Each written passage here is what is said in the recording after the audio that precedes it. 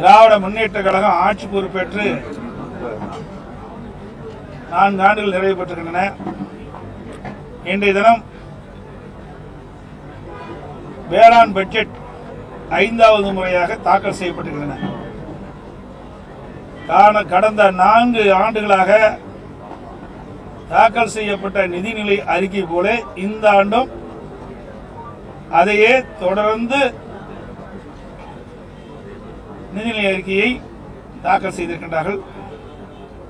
திராவிட முன்னேற்ற கழக விவசாயிகளை ஏமாற்றுவதில் வல்லவர்கள் என்பதற்கு பொருத்தமான உதாரணமான திரு ஸ்டாலின் மாடல் ஆட்சியில் தான் விவசாய பட்ஜெட்.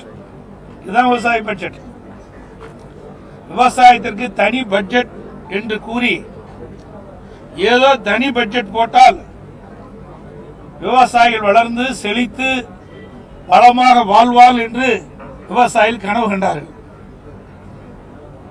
அது ஒரு போலி தோற்றம் என்பது இப்பொழுது நிரூபணமாக இருக்கின்றது.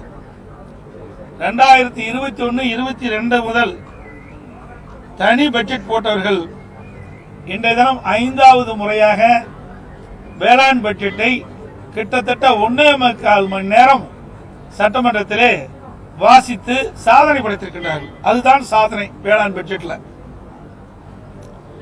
ஆனால் இந்த 1.25 மணி நேரம் வேளாண் பட்ஜெட்டில் வாசித்தல விவசாயிகளுக்கு நன்மை என்று பார்க்கின்ற பொழுது எதுவுமே கிடைக்கப் பெறாது, ஏமாற்றம் தான் அளிக்கிறது.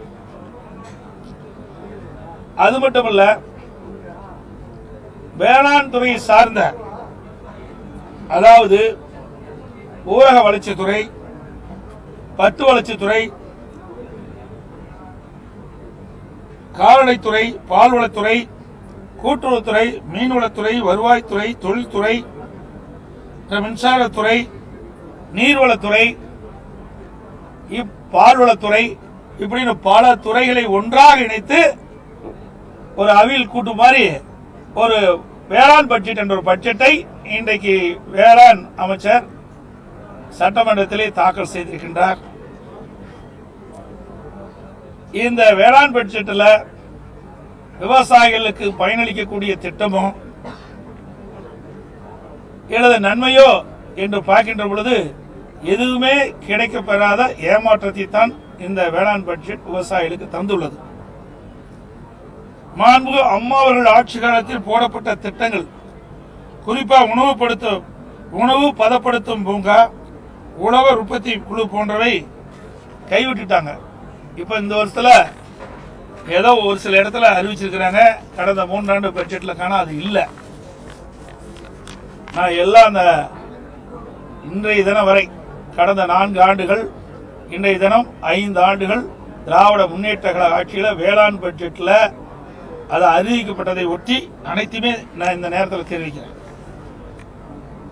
இவருடைய ஆட்சி காலத்தில் திட்டத்தில் முளைக்காத விதை, உபயோகமற்ற உயிர் உரங்கள் என தவறு செய்ய வசதியான திட்டங்களை தவிர விவசாயிகளுக்கு பயன்படும் எந்த திட்டமும் இதில் இல்லை. ஆர்கானிக் ஃபார்மிங் என துறைக்கு 100 கோடி எல்லாம் அறிவிக்கப்பட்டு நின்றுவிட்டது. இந்த கடந்த பட்ஜெட் எல்லாம் உள்ளடக்கி நான் சொல்லிட்டு இருக்கேன். கலைஞர் அனைத்து கிராம ஒருங்கிணைந்த வேளாண் வளர்ச்சி திட்டம் என்று ஒரு திட்டத்தை அறிவித்தார்கள். இதில் ஏற்கனவே அம்மா ஆட்சியில் போடப்பட்ட திட்டங்கள், செயல்படுத்தப்பட்ட திட்டங்கள் தான் உள்ளன. இதனால் விவசாயிகளுக்கு இவருடைய அறிவிக்கப்பட்ட திட்டத்தில் எந்த கூடுதல் பலனும் இல்லை. இவருடைய வேளாண் பட்ஜெட்ல என்ன சொன்னார் என்ற விவரத்தை இந்த நேரத்தில் தெரிவிக்க விரும்புகின்றேன். தமிழ்நாட்டில் கூடுதலாக 11.75 லட்சம் ஹெக்டேர் பயிர் செய்வதாகவும், ஏற்கனவே இருந்த சாகுபடி பரப்பை 60% 75% விரிவாக்கம் செய்யப்படும் என்று அறிவித்தார்கள். அப்படி உயர்த்தலாம் என்று பார்க்கின்ற பொழுது இல்லை. 2021-22 ஆண்டு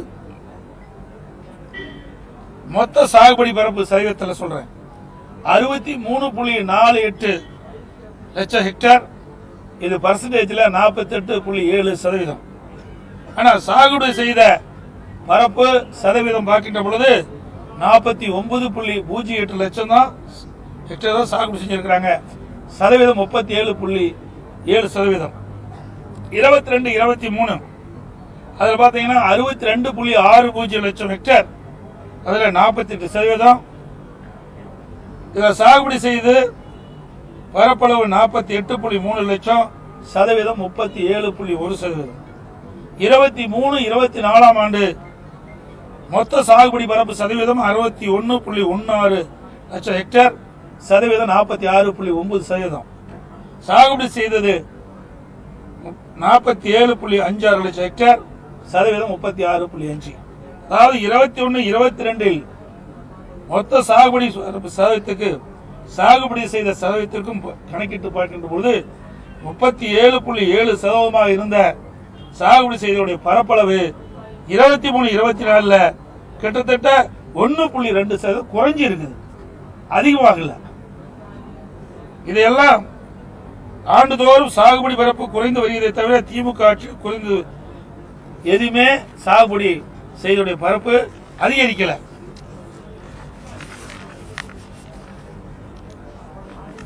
பத்து லட்சம் ஹெக்டேர் அளவுக்கு உள்ள இருபோக சாகுபடி நிலங்களை அடுத்து 10 ஆண்டுக்குள் 2 மடங்காக, அதாவது 20 லட்சம் ஹெக்டேராக உயர்த்தப்படும் என்று கூறினாங்க. அதுவும் நடக்கல.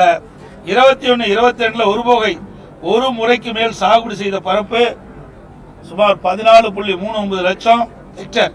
அது 23, 24 13.6 லட்சம் ஹெக்டேராக குறைஞ்சுதான். ஒன்னு அதிகரிக்கல, குறைஞ்சுதான் போச்சு. இவர்கள் கூறியது போல இருபோக சாகுபடி பரப்பு உயரவில்லை. அதை உயர்த்த இவரிடம் எந்த திட்டமும் இல்லை. இதுதான் யதார்த்தமான உண்மை.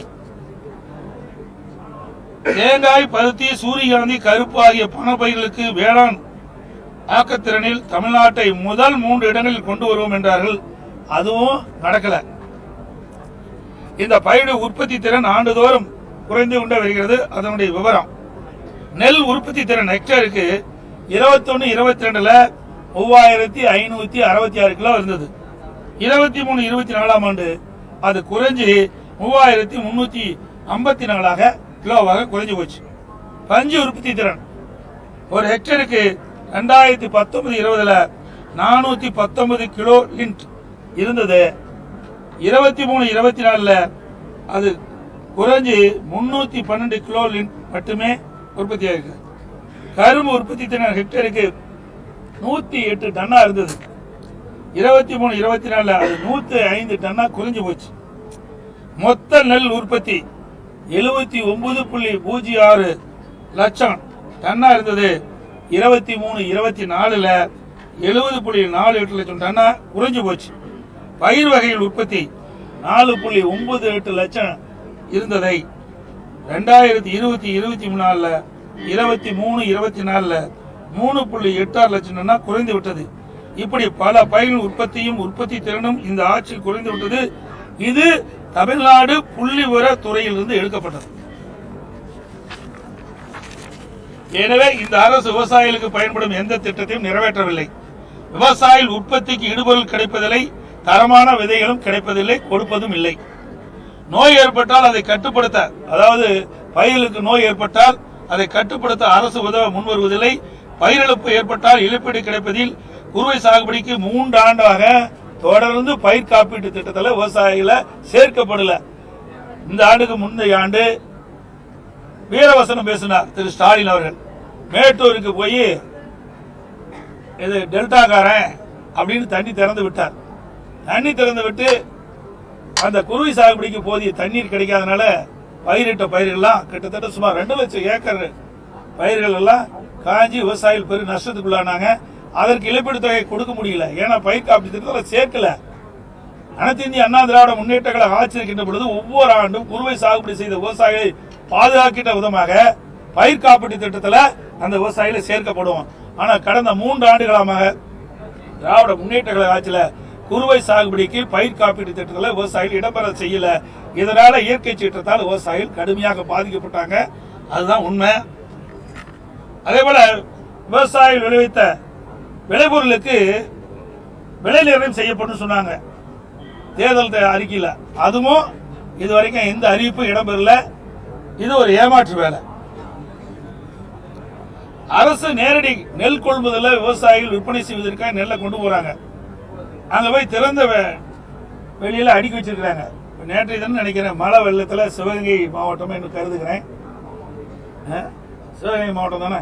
அந்த மாவட்டத்தில் பார்த்தீங்கன்னா சுமார் 5000 மூட்டைகளுக்கு மேலாக விவசாயிகள் கொண்டு வந்த விற்பனைக்காக கொண்டு வந்த அந்த நெல்லெல்லாம் மழையில நனைஞ்சி நெல் மணிகள்லாம் முளைச்சு போயிருக்கிற சூழல் ஏற்பட்டிருக்குது. அதுக்கு தகுந்த ஏற்பாடு தார்பாயெல்லாம் கொடுக்கல. விவசாயிகள் தங்கள் உற்பத்தி செய்யப்பட்ட விளைவித்த நெல்லை மூட்டைகளை மூலமாக நேரி நெல் கொள்முதல் கொண்டு வந்து விற்பனை செய்கின்ற பொழுது ஒரு மூட்டைக்கு 40 ரூபா அதுல லஞ்சம் பெறாங்க. டிரான்ஸ்போர்ட்ல மிகுந்த ஊழல் நடந்ததாக பரவான செய்தி வந்திருக்குது. இப்படி இந்த ஆட்சி பொறுப்பேற்ற பொழுது விவசாயிகளுக்கு நன்மை கிடைக்கல. விவசாயிகளும் மீதும் விவசாயிகளுக்கு கிடைக்க வேண்டிய அந்த நன்மையில கூட ஊழல் செய்கின்ற ஒரே அரசாங்கம் ஸ்டாலின் மாடல் அரசாங்கம் தான். விவசாயிகள் உற்பத்தி செய்கின்ற பொருளை பதப்படுத்தும் அந்த தொழில் ஊக்கப்படுத்தல. இதே புரட்சி தலைவி அம்மா இருக்கின்ற பொழுதே திட்டத்தை கொண்டாந்து அம்மாவுடைய அரசு மிக செம்மையா செயல்படுத்தது. மழை காலத்தில் பெய்கின்ற நீர் ஒரு சொட்டு நீர் கூட வீணாகாமல் சேமித்து வைத்து குடிமராமத்து திட்டத்தை கொண்டாந்தேன். அந்த திட்டத்தையும் கைவிட்டுட்டாங்க. ஏன்னா மழை காலத்தில் பெய்கின்ற மழை நீரை முழுவதும் சேமித்து வைத்தால் கோடை காலத்திலே அது பயன்படுத்த முடியும். நிலத்தடி நீர் உயர விவசாயிகளுக்கு தேவையான நீர் கிடைக்கும், குடிப்பதற்கு தேவையான நீர் கிடைக்கும். அற்புதமான திட்டத்தை நாங்கள் கொண்டு வந்தோம். அந்த திட்டத்தை கைவிட்டுட்டாங்க. அந்த திட்டத்தை பற்றியும் இந்த பட்ஜெட்ல எந்த அறிவிப்பு இடம்பெறல. அதேபோல மாண்பு அம்மாவுடைய ஆட்சியில் கொண்டு வரப்பட்ட பல திட்டங்கள் இன்றைக்கு அத்திக்கடை அவனாசி திட்டம். ஏன்னா விவசாயிகளுக்கு நீர் தான் முக்கியம். அதை நீரை சேமிப்பது, அதை சேமித்த நீரை முறையாக வழங்குவது. அதுபோல எங்கெங்கெல்லாம் உபரி நீராக போய் கடலில் கலக்கின்றதோ அந்த நீர்களை ஆங்காங்கே தடுப்பணைகள் கட்டி நீரை தேக்கி விவசாயிகளுக்கு தேவையான நீர் கொடுப்பது. அப்படி ஒரு அற்புதமான திட்டத்தை கொண்டாந்தோம். அத்திக்கடை அவனாசி திட்டத்தை போல ஒரு திட்டமும் இந்த ஆட்சியில கொண்டு வரல. இன்னைக்கு இரண்டாவது திட்டம், அங்க அத்திக்கடை அவனாசி திட்டத்தை போல இரண்டாவது திட்டத்தை நான் கொண்டு வந்தோம். விரிவான திட்ட அறிக்கை தயாரிக்கப்பட்டு இருந்தோம். அந்த திட்டத்தையும் இந்த அரசாங்கம் கைவிட்டு விட்டது.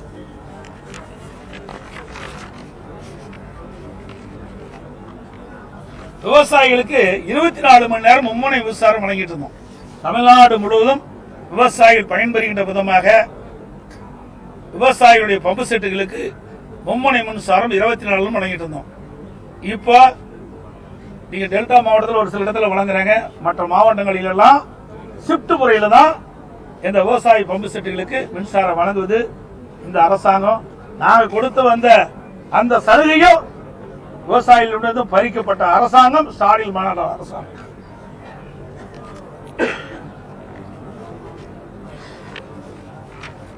அதோட நேற்றைய தினம் பட்ஜெட்டை பத்தி நிறைய பேச முடியல. ஏன்னா நாங்க வெளியெடுப்பு செய்த காரணத்தினால அந்த நிதிநிலை அறிக்கையினுடைய புத்தகம் கிடைக்க போயிடல. அதனால நாங்க முழுமையான விவரத்தை சொல்ல முடியல. அதனால நேற்றைய தினம் பட்ஜெட்ல பாத்தீங்கன்னா மொத்த அரசாங்கத்தினுடைய வருவாய் 3,31,568 கோடி. அரசாங்கத்துடைய மொத்த செலவு 3,73,201 கோடி. வருவாய் பற்றாக்குறை 42,000 கோடி. இதுதான் இந்த ஆட்சியினுடைய லட்சணம். திராவிட முன்னேற்ற கழக தேர்தல் அறிக்கையில் 2021 திராவிட முன்னேற்ற கழக தேர்தல் அறிக்கையில் நிதி மேலாண்மை என்ற ஒரு குழு அமைச்சோம்.